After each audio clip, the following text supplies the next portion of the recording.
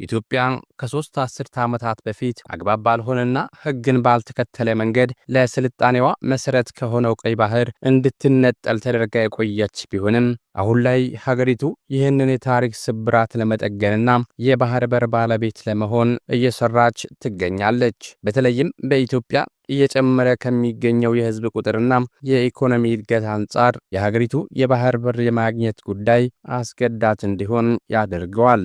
ህዝብ ቁጥር እየጨመረ ባለበት በ100 ሚሊዮን ፕላስ ህዝብ ባለቤት የሆነች ሀገር ያለ ባህር በር መቆየት እንደማይሆንና ማያስኬድ ጉዳይ ስለሆነ አሁን የተያዘው እንቅስቃሴና ጥያቄው በዲፕሎማሲ በኩል በውስጥ መግባባት በጉዳዩ ላይ ዶሜስቲክ ኮንሰንሰስ በማምጣት ላይ መንግስት እያደረገ ያለው እንቅስቃሴ በጣም የሚበረታታ ነው፣ መደገፍም ያለበት ጉዳይ ነው። ኢትዮጵያ በተለያዩ ጉዳዮች በተለያዩ መድረኮችም በብዙ መልኩ ያሳለፍናቸው በርካታ ዓመታት ይህንን ሀብት ማጣታችን ከፍተኛ ኢኮኖሚያዊ ሆነ ፖለቲካዊ ተጽዕኖ እንዲደርስብን አስችሏል።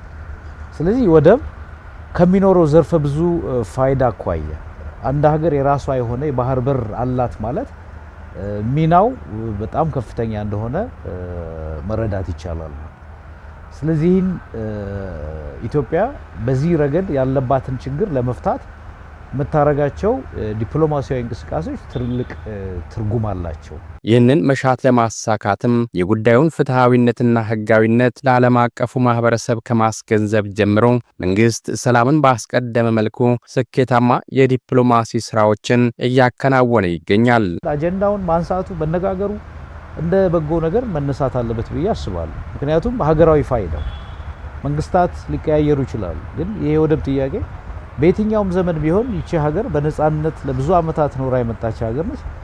በተለያዩ መልኩ ያጣናቸውን በጎ አጋጣሚዎች ለመመለስ የሚደረጉ ዲፕሎማሲያዊ ጥረቶች በበጎ መልኩ መታየት መቻል አለባቸው። በዚህ በዲፕሎማሲ መስክ መንግስት እያደረገ ያለው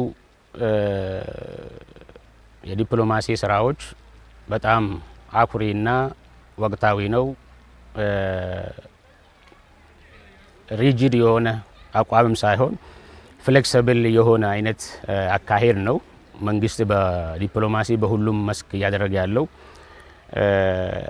ይሄ በዋናነት የምናየው ሰላምን ከማስቀደም አንጻር በጣም መንግስት እየተከተለ ያለው የዲፕሎማሲ አማራጮች ትክክለኛ ናቸው።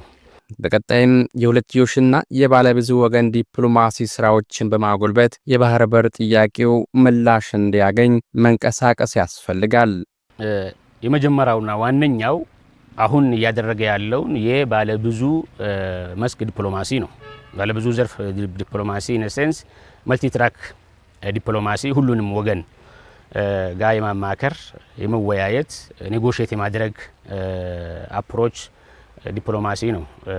ይሄ ምንድነው የሚያሳየው? ዩኒላተራሊ ከሚደረገው የዲፕሎማሲ አካሄድ የባለብዙ ወገን ዲፕሎማሲ ኢትዮጵያ ላይ ካለው እየመጣ ካለው በባህር በር ጉዳይ አገሪቱ ላይ እንቅፋት ሊሆኑ የሚችሉትን የመቀነስ ኃይሉ በጣም ትልቅ ነው።